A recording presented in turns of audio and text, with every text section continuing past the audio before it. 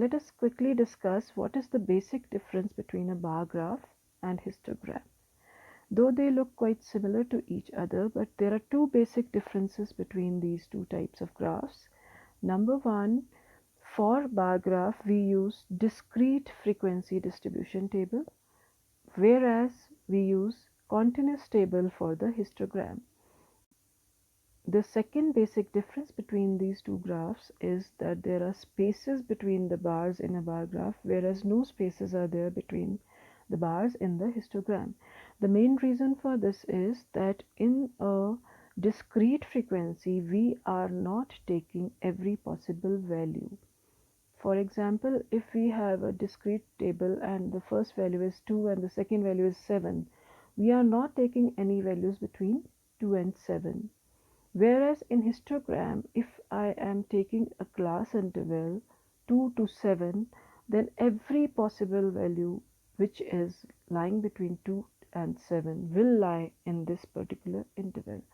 So that is why it's a continuous interval. We are not leaving any values. So there are no spaces between the bars of the histogram. So let's see how to make a histogram.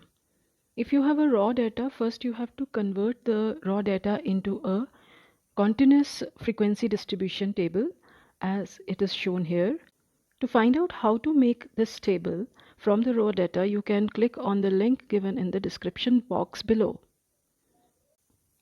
From the first column, you can observe that the class size of each interval is same and the class size is 10 here.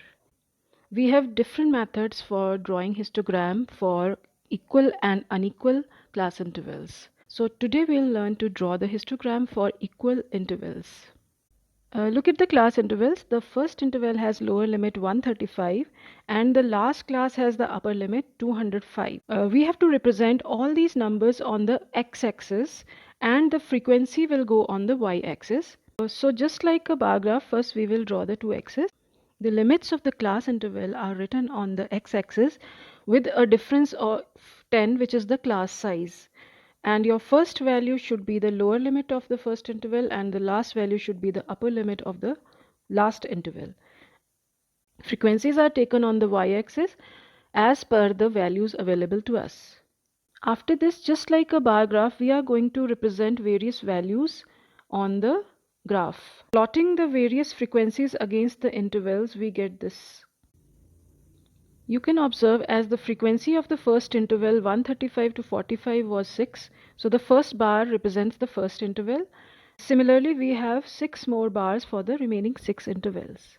While making this graph, we have left some of the values on the x-axis, that is the values between 0 to 135. So we have to put a kink there.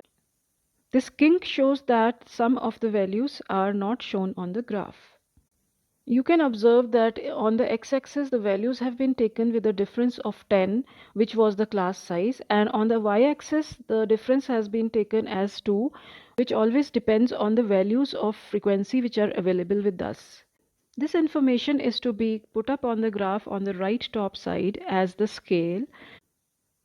So the scale will be written as x-axis 1 centimeter equal to 10 divisions and y-axis 1 centimeter equal to 2 divisions.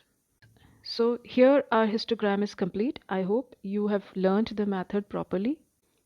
For histogram with unequal class size, you can check the link below in the description box. That was all.